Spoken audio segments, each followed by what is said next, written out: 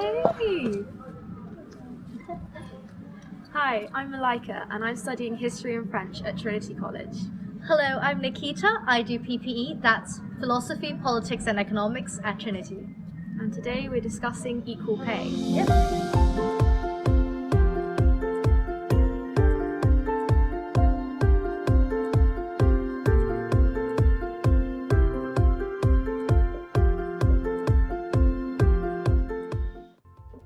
Malaika, I was wondering what England would be like if we were all paid the same.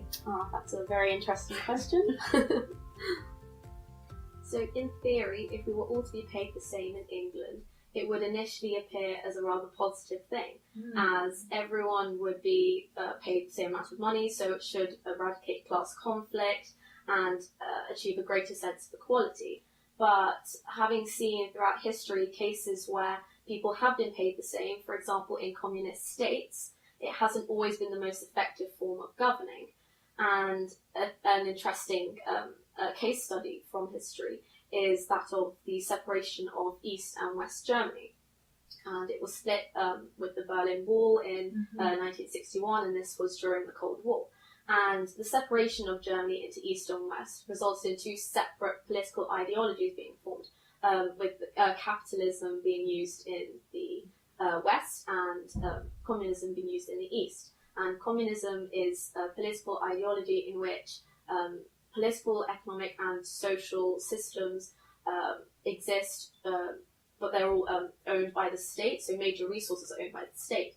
And the main issue with the fact that people all paid the same in the East was that highly skilled workers and academics, there was at one point where many fled to the West as a result of being dissatisfied at the fact they were being paid the same as other workers in East Germany. So this resulted in a brain drain where these highly skilled workers would leave and these academics would go to the West, and it had major repercussions for East Germany, economically and academically. And so if England were to impose a standard pay for everyone, a similar thing could happen, and this wouldn't be the most positive of things. So in theory, it wouldn't actually be a great thing. Okay, Nikita, so what are the economic reasons behind why we're not all paid the same? So there are two main economic reasons. The first would be the demand and supply in the labour market. So when there is a high demand and a low supply, the equilibrium wage would be quite high. So an example of this would be in times of epidemics. So when lots of people are sick, then there would be a high demand for doctors because we need doctors to cure sick patients.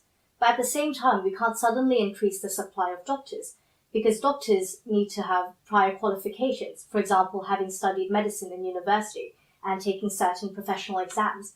And that we call barriers to entry, which means how hard it is to be a doctor. And because it's quite hard to be a doctor, that's why there would be a low supply. And at the same time with the high demand, that's why it leads to a higher equilibrium wage to encourage more people to become doctors, and vice versa.